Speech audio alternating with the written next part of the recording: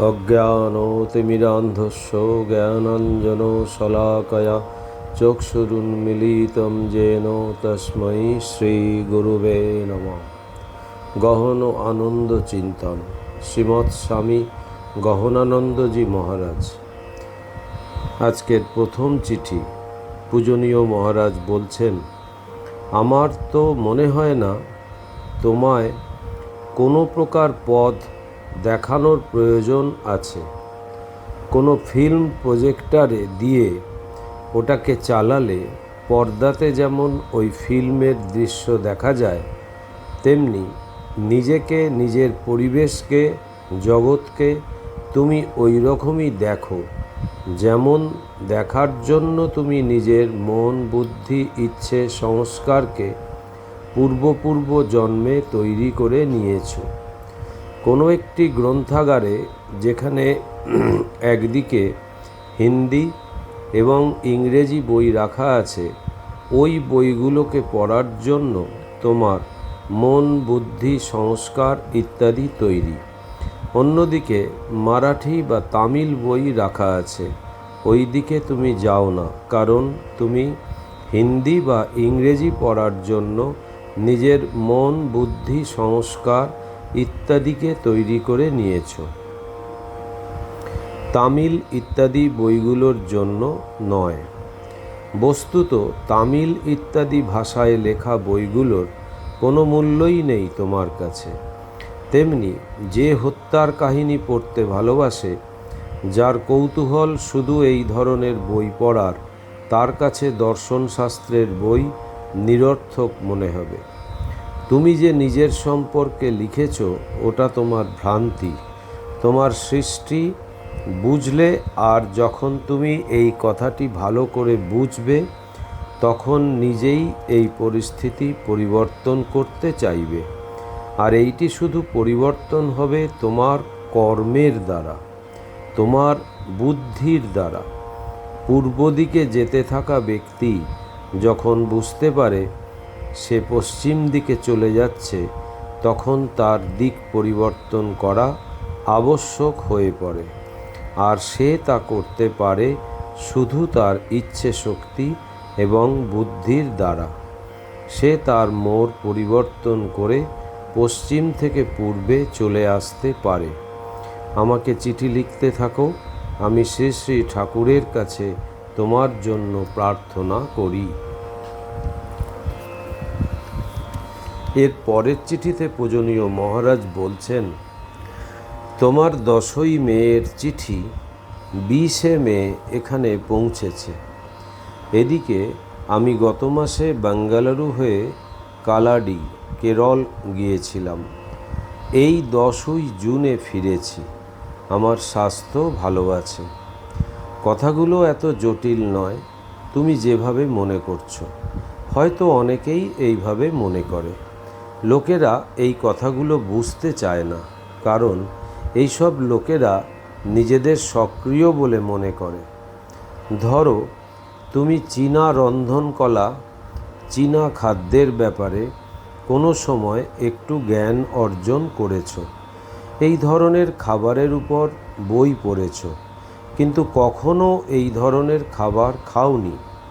তারপর হয়তো তুমি কোনো একটি চাইনিজ রেস্টুরেন্টে গেছো। ওয়েটার তোমাকে মেনু এনে দিয়ে গেলে একদিকে চীনা ভাষায় এবং অন্যদিকে রোমান অক্ষরে আইটেমের নাম থাকে। তুমি ঠিক বুঝতে পারো না এবং কোনো রকমে ওখান থেকে খাবার খেয়ে বের হয়ে যাও। তারপর কোনো এক বন্ধুর সঙ্গে দেখা হয় আর তাকে যা ঘটেছে তা বিশদভাবে বলো।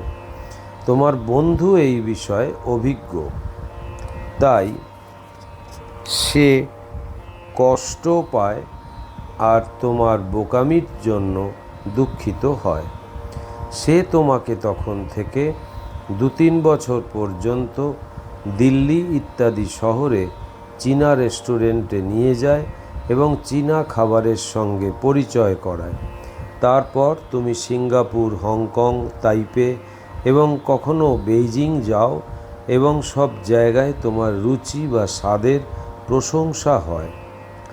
কিন্তু এখন দেখো মা, তোমার তো চীনা খাবারের জ্ঞান হয়ে গেছে, দুনিয়াও তোমাকে মানছে, কিন্তু তোমার কোথাও একটা বিরোধ বাজছে।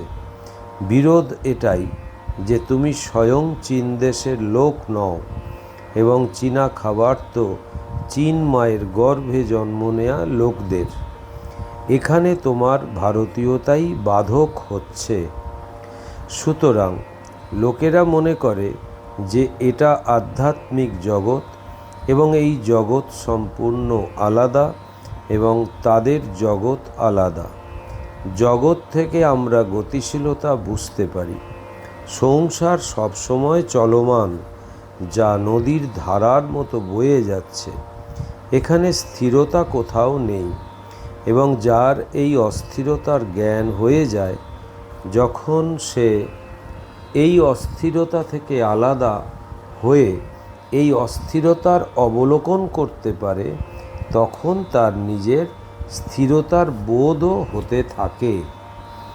কঠোপনিষদে বলেছে, নিত্যঃ নিত্যানাম চেতনশ্চ তো নানামেক বহুনাং যো বিদোধতি কামান তমাত্মস্থম জৈনুপশ্যতি ধীরাস্তেষাং শান্তি শাশ্বতী নেতরেষাম।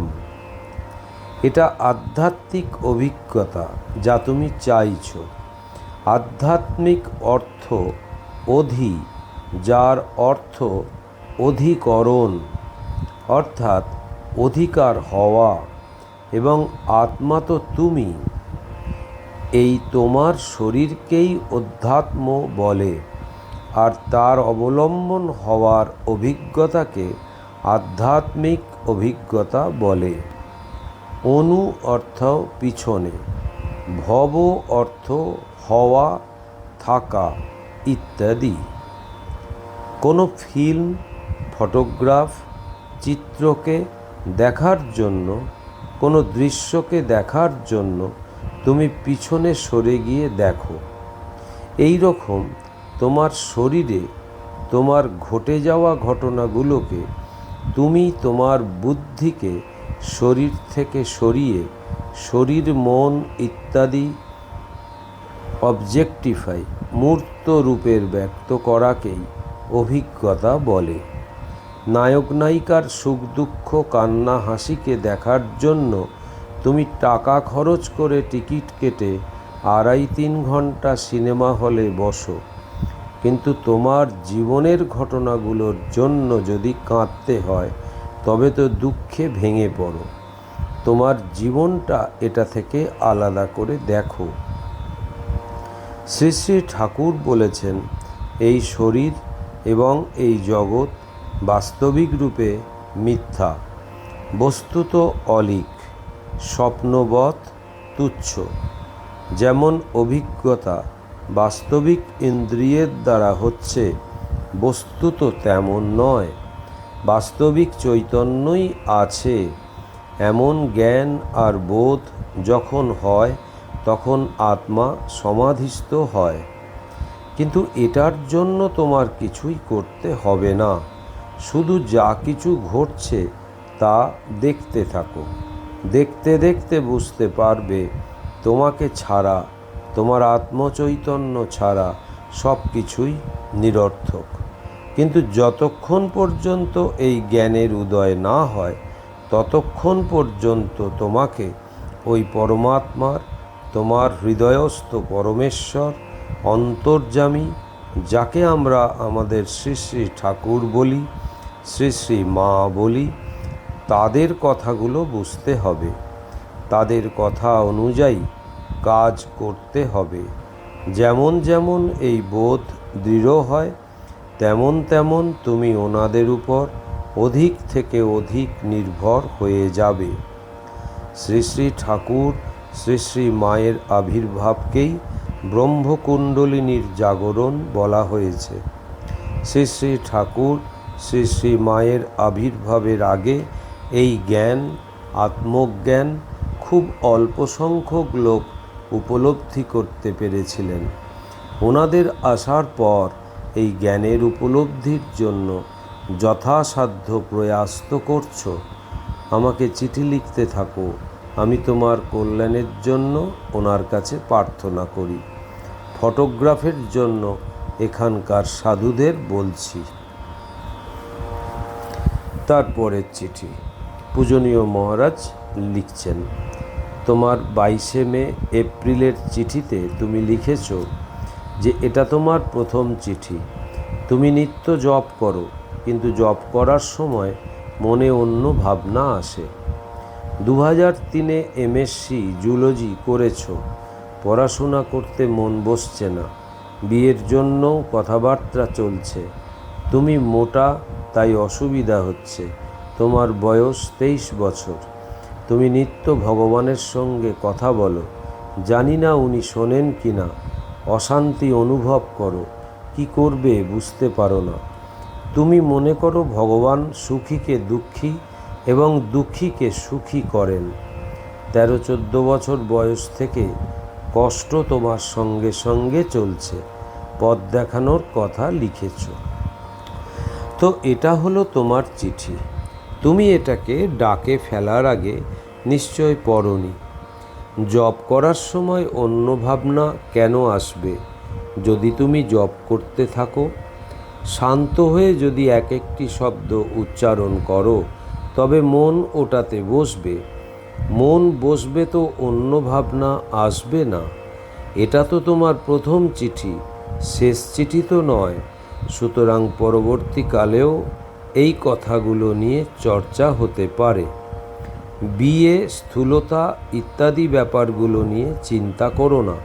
তোমার এবং ভগবানের সম্বন্ধ সম্পর্কে আমাকে জানাও। ওনার সঙ্গে কী ধরনের কথা বলো ইত্যাদি। অশান্তি হওয়ার কি কারণ? 13-14 বছর বয়স থেকে কী ধরনের কষ্ট সহ্য করছো আমাকে সব জানাও। এর পরের চিঠি। পূজনীয় মহারাজ বলছেন, তোমার 10ই জুনের চিঠি 16ই জুনে এখানে পৌঁছেছে। এই চিঠির সঙ্গে আলাদা কাগজে মন্ত্র লিখিয়ে পাঠাচ্ছি। এই মন্ত্রকে একা, যেখানে কেউ নেই এমন জায়গায় পড়ো এবং যেভাবে লেখা হয়েছে ঠিক সেভাবে উচ্চারণ করো।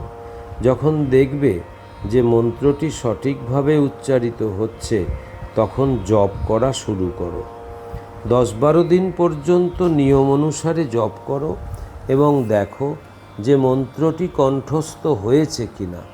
যদি নিজের মঙ্গল চাও, তবে মন্ত্রটিকে অবহেলা করো না।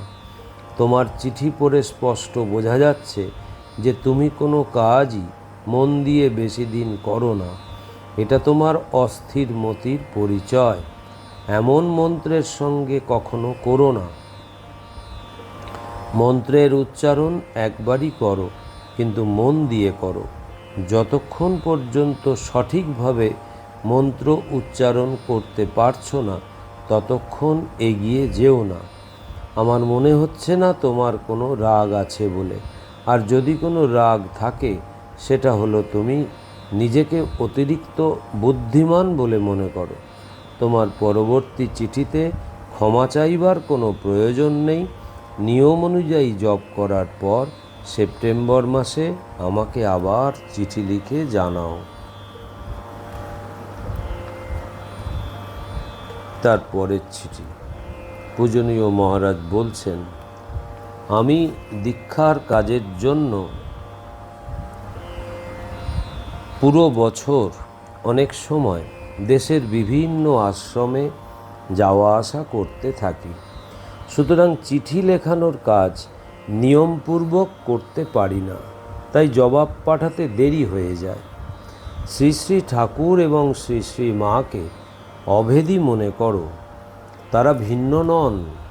তাদের জীবনী যত পড়বে, আধ্যাত্মিক পথে তত এগিয়ে যাবে। তখন তোমারও এই বিষয়ে অভিজ্ঞতা হতে থাকবে।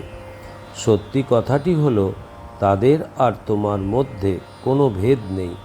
কিন্তু এই কথাকে তুমি এখন বুঝতে পারবে না। কিন্তু সেই দিনটিও খুব দূর নয় যখন তুমি নিজের মনের গভীরে এই কথাটি উপলব্ধি করতে পারবে।